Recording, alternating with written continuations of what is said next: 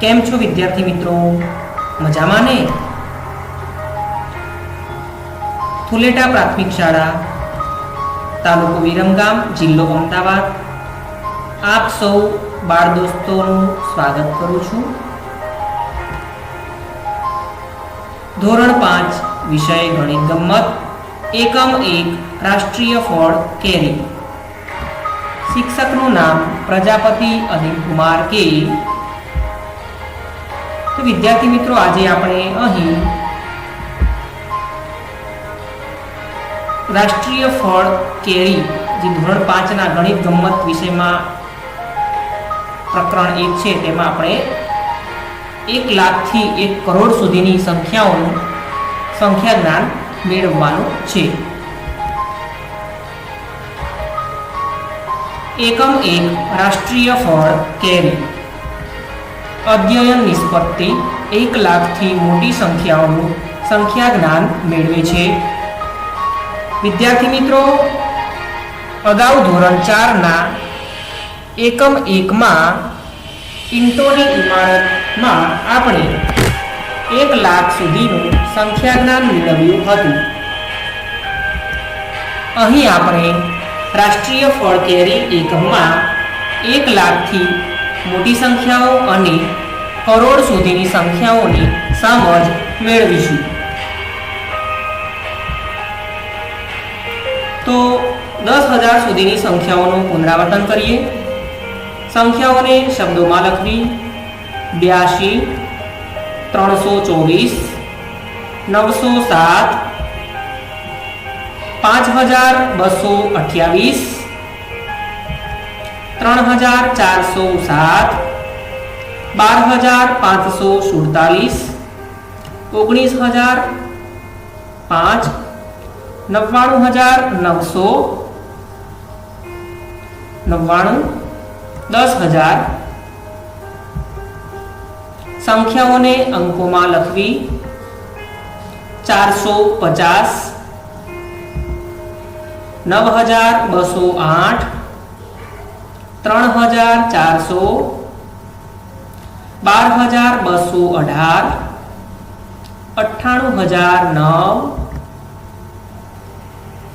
હવે આપણે સ્થાન કિંમત જાણીએ.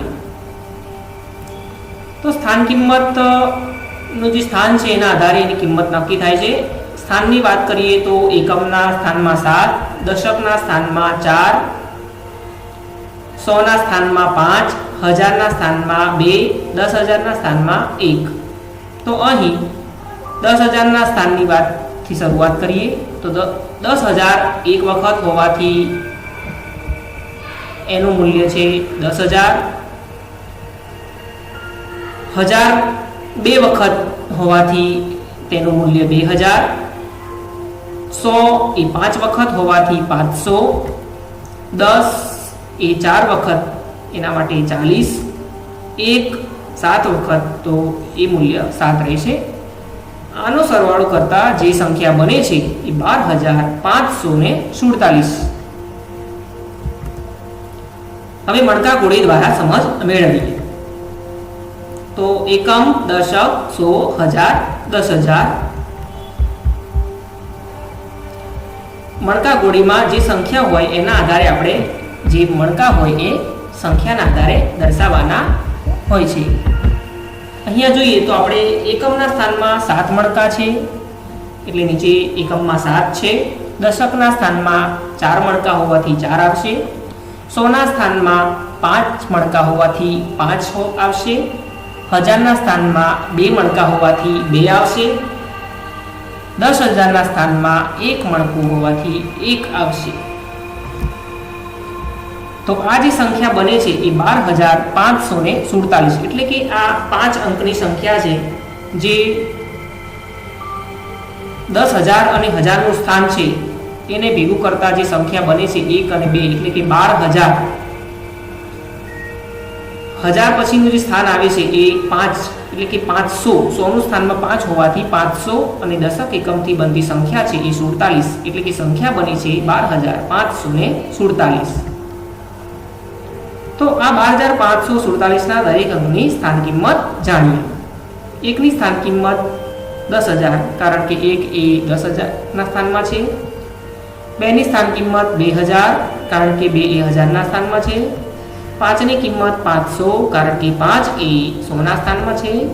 4 ની સ્થાન કિંમત 40 કારણ કે તે દશકના સ્થાનમાં છે। 7 ની સ્થાન કિંમત 7 જ રહેશે કારણ કે તે એકમના સ્થાનમાં છે। ટૂંકમાં કહેવાનો અર્થ એ કે એકમના સ્થાનમાં જે સંખ્યા હોય એને એક પણ શૂન્ય નહીં લાગે, દશકના સ્થાનમાં હોય તેને એક શૂન્ય લાગશે, 100ના સ્થાનમાં હોય તેને 2 શૂન્ય લાગશે, 1000ના સ્થાનમાં હોય તેને 3 શૂન્ય લાગશે અને 10,000ના સ્થાનમાં હોય તેને 4 શૂન્ય લાગશે, 4 શૂન્ય એને લાગે છે। તો 1 લાખથી મોટી સંખ્યાઓનું સંખ્યા જ્ઞાન। અહીં એકમ, દશક, સો, હજાર, 10,000 અને લાખ। હવે એક સ્ટેપ વધે છે જે 1,000, 10,000 સુધી પણ એની પછીનું સ્ટેપ આવે છે એ લાખનું છે। તો આ જે સંખ્યા છે એમાં લાખના સ્થાનમાં 9 લાખ એટલે 9,06,203। તો આ સંખ્યા છે 1 લાખ 9 વખત હોવાથી એની કિંમત છે 9 લાખ। 10,000 એ શૂન્ય છે એના સ્થાનમાં એટલે 10,000 શૂન્ય વખત લેતા શૂન્ય જ રહેશે। 1000 ને 6 વખત લેતા 6,000, 100 ને 2 વખત લેતા 200, 10 શૂન્ય વખત લેતા શૂન્ય રહેશે। જ્યારે એકમમાં એટલે કે 1 એ 3 વખત છે માટે તેનું મૂલ્ય 3। આ સંખ્યાઓનો ઊભો સરવાળો કરતા જે સંખ્યા મળે છે એ 9,06,203 એટલે કે લાખના સ્થાનમાં 9 છે। 1000 અને 10,000નું સ્થાન જે ભેગું કરતા જે મૂલ્ય જે બને છે એ 6,000 એટલે કે 9 લાખ પછી 6,000 પછી 203। તો આ સંખ્યાને હવે મણકાકૂડી દ્વારા સમજીએ। અહીં એકમના સ્થાનમાં 3 છે, દશકના સ્થાનમાં 0 છે, 100ના સ્થાનમાં 2 છે,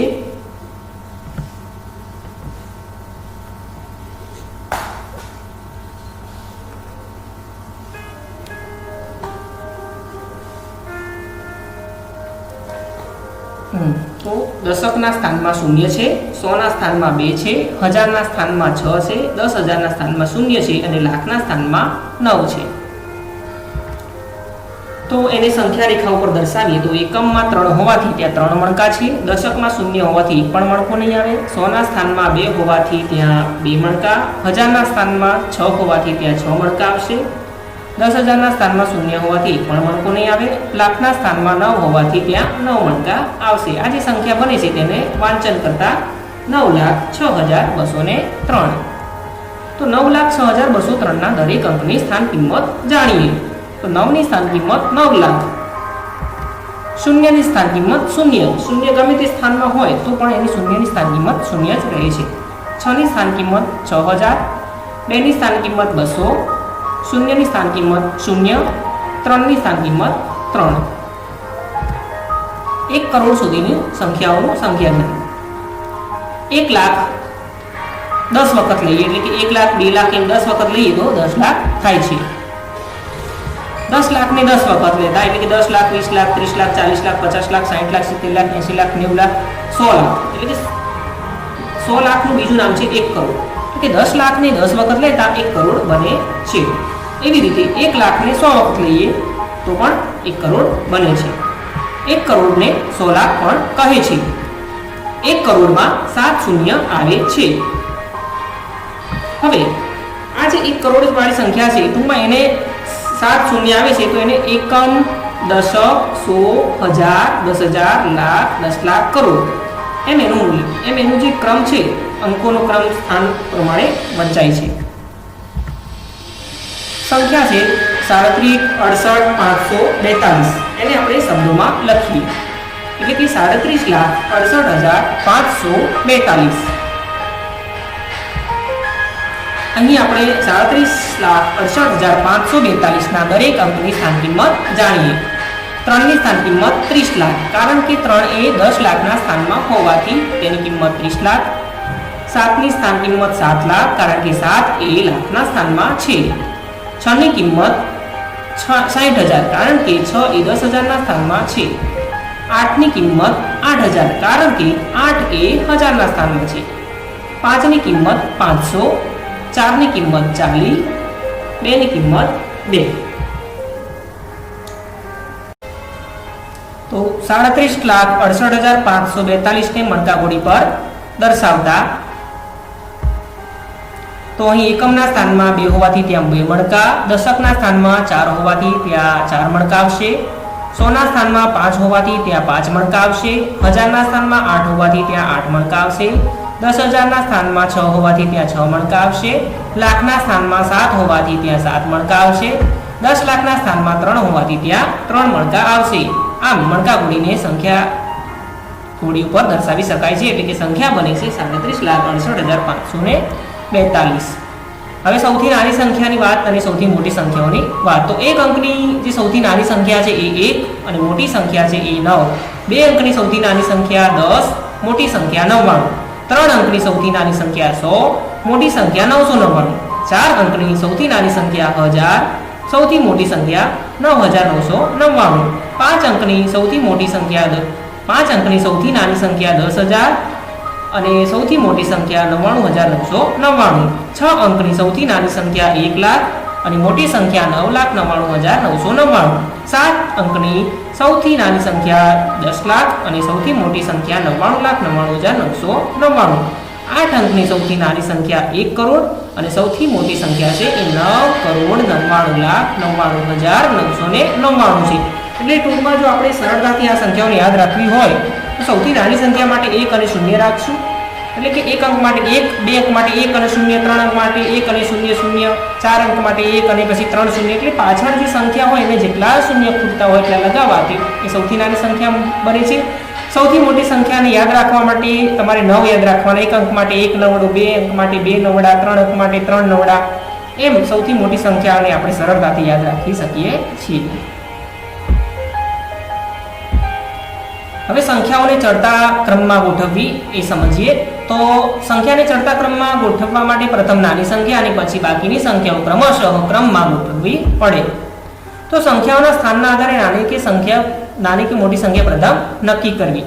એક ઉદાહરણ લઈએ તો આપણે એક સંખ્યા છે કે એક રકમ છે કે 69,67,234, બીજી સંખ્યા 64,54,094, ત્રીજી સંખ્યા છે 68,57,909. એને ચડતા ક્રમમાં ગોઠવીએ તો સૌથી જે નાની સંખ્યા બને છે ત્રણમાંથી તો જે છે 64,54,094. ત્યારબાદ ક્રમશઃ જઈ વધીએ તો 68,57,909 અને એની પછી સંખ્યા આવે છે 69,67,234. ટૂંકમાં ચડતા ક્રમમાં સૌથી નાની, એની પછી ક્રમશઃ મોટી સંખ્યા મૂકવી. બીજી સંખ્યા જોઈએ તો એમાં 96,34,627 છે, બીજી સંખ્યા છે 69,43,726 છે, ત્રીજી સંખ્યા છે 79,59,989 છે. હવે આ સંખ્યાને પણ ચડતા ક્રમમાં ગોઠવીએ તો સૌથી નાની જે સંખ્યા છે ત્રણેયમાંથી જે છે 69,43,726 છે, એની પછી જે સંખ્યા આવી છે 79,59,989 છે અને એની પછી જે સંખ્યા છે એ 96,34,627 આવે. હવે સંખ્યાઓને ઉતરતા ક્રમમાં ગોઠવી છે. ચડતો ક્રમ છે એનાથી બિલકુલ ઊંધો ક્રમ છે, એટલે કે સંખ્યાને ઉતરતા ક્રમમાં ગોઠવી હોય તો સૌપ્રથમ મોટી સંખ્યા નક્કી કરવી પડે અને પછી બીજી સંખ્યાઓ રહી એને ક્રમશઃ ઉતરતા ક્રમમાં ઊંધા ક્રમમાં લેવી પડે. તો સંખ્યાના સ્થાનના આધારે નાની કે મોટી સંખ્યા જાણી શકાય છે. તો એક ઉદાહરણ લઈએ તો એક સંખ્યા છે કે 37,04,248, બીજી સંખ્યા છે 37,40,248, ત્રીજી સંખ્યા છે 37,04,482. હવે આ સંખ્યાઓને ઉતરતા ક્રમમાં ગોઠવવા સૌપ્રથમ આપણે મોટી સંખ્યા નક્કી કરવી પડે. તો મોટી સંખ્યાની વાત કરીએ તો ત્રણેયમાં મોટી સંખ્યા છે 37,40,284. એની પછી જે એનાથી નાની સંખ્યા લઈએ ઉતરતા ક્રમમાં તો એ 37,04,482 છે અને એની પછી છે નાની સંખ્યા 37,04,248. હવે બીજી એક ઉદાહરણ લઈએ તો સંખ્યા છે 57,82,345, 75,82,543, 87,82,453. હવે આને ઉતરતા ક્રમમાં ગોઠવીએ તો સૌથી મોટી સંખ્યા જે બને છે એ છે 87,82,453, ત્યારબાદ છે 75,82,543 અને પછી 57,82,345 આવે છે. આમ આપણે સંખ્યાઓને ચડતા કે ઉતરતા ક્રમમાં ગોઠવીએ. હવે તરતની પાછળની સંખ્યા કેવી રીતે લખવી અને પહેલાની સંખ્યા કેવી રીતે લખવી સમજીએ. તો તરતની પાછળની સંખ્યા સમજવી હોય તો કોઈ પણ સંખ્યામાં 1 ઉમેરવાથી તે સંખ્યાની પાછળની સંખ્યા મળે છે. જેમ કે 2,33,252 એમાં આપણે વત્તા 1 એટલે કે 1 ઉમેરી દઈએ તો 2,33,253 જે મળે છે એ 2,33,252 તો એની પછીની સંખ્યા મળે છે એ 2,33,253. એટલે કોઈ પણ સંખ્યામાં 1 ઉમેરો તો એની પછીની સંખ્યા આપણને મળે છે. એવું બીજું એક ઉદાહરણ છે કે 4,15,220 એટલે કે 4,15,220 માં 1 ઉમેરીએ એટલે 4,15,221 મળે છે. હવે તરતની પહેલાની સંખ્યા લખીએ. તો કોઈ પણ સંખ્યા હોય તો એની પહેલીની સંખ્યા શોધવી હોય તો એમાંથી 1 બાદ કરો એટલે એમાંથી આપણને એની પહેલાની સંખ્યા મળે છે. જેમ કે 2,33,252 એમાંથી આપણે 1 બાદ કરી દઈએ તો જે સંખ્યા મળે છે એ 2,33,251 મળે છે. તો આમ 2,33,252 એની તરતની પહેલાની સંખ્યા 2,33,251 છે. એટલે કે બીજું કંઈક ઉદાહરણ જોઈએ કે 4,15,219 તો એનીમાંથી 1 બાદ કરો એટલે 4,15,220 મળે છે. એટલે કે 4,15,220 તો એની પહેલાની સંખ્યા છે 4,15,219 જે આપણે પહેલાની સંખ્યા સમજ્યા. હવે આપણે અત્યાર સુધી જે ભણ્યા હવે એને આપણે એક યાદ કરી લઈએ. તો આપેલી સંખ્યાઓને શબ્દોમાં લખો. 4,45,507, 6,09,850, 35,04,787, 67,22,011. હવે સંખ્યાઓને અંકોમાં લખીએ તો 8,55,000 એટલે 8 લાખમાં 8 હોવાથી 8, 55 એટલે હજારના સ્થાનમાં 10,000ના સ્થાનમાં 55 છે અને પાછળ દશક, સો અને એકમના સ્થાનમાંથી એક પણ સંખ્યા ન હોવાથી તેના 3 શૂન્ય આવે છે. તો 7,50,000 એટલે 7,00,00,50, 92,10,020 એટલે કે 92 પછી 10 અને પછી 020. 7,04,000 લીટી દોરેલ અંકની સ્થાન કિંમત તો એ 7,94,501 માં જે 9 છે એની નીચે લીટી દોરેલી છે એટલે 9 એ 10,000ના સ્થાનમાં હોવાથી એની કિંમત 90,000 છે. એટલે 47,19,570 છે એમાં જે 4 છે એ 10 લાખના સ્થાનમાં છે એટલે એની કિંમત છે એ 40 લાખ છે.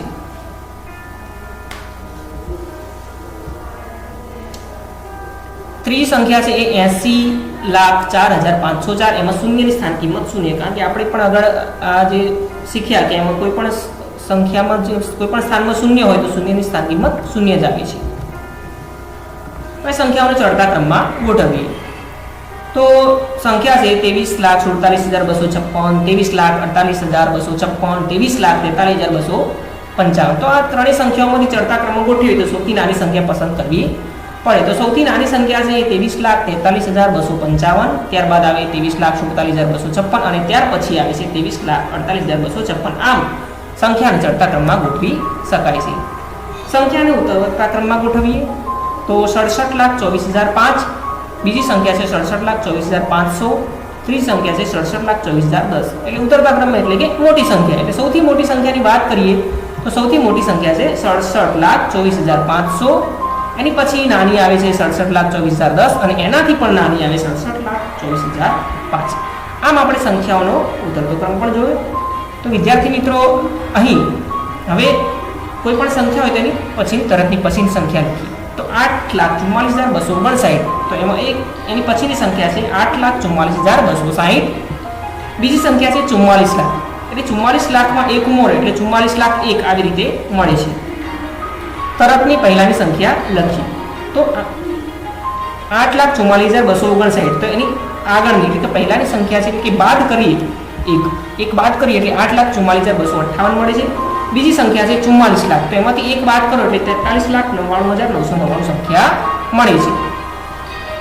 તો આમ આપણે વિદ્યાર્થી મિત્રો અહીં સંખ્યાઓનું સંખ્યા જ્ઞાન મેળવ્યું. તેમાં સંખ્યાઓને અંકોમાં કેવી રીતે લખવી, શબ્દોમાં કેવી રીતે લખવી, સંખ્યાની મણકા ગુણી પર કેવી રીતે દર્શાવવી, સંખ્યાઓનો ચડતો ક્રમ, સંખ્યાઓનો ઉતરતો ક્રમ, કોઈપણ સંખ્યાની પહેલાની સંખ્યા, પછીની સંખ્યા બધી આપણે જાણકારી મેળવી. તો આપ સર્વેનો ખૂબ ખૂબ આભાર. Okay, thank you.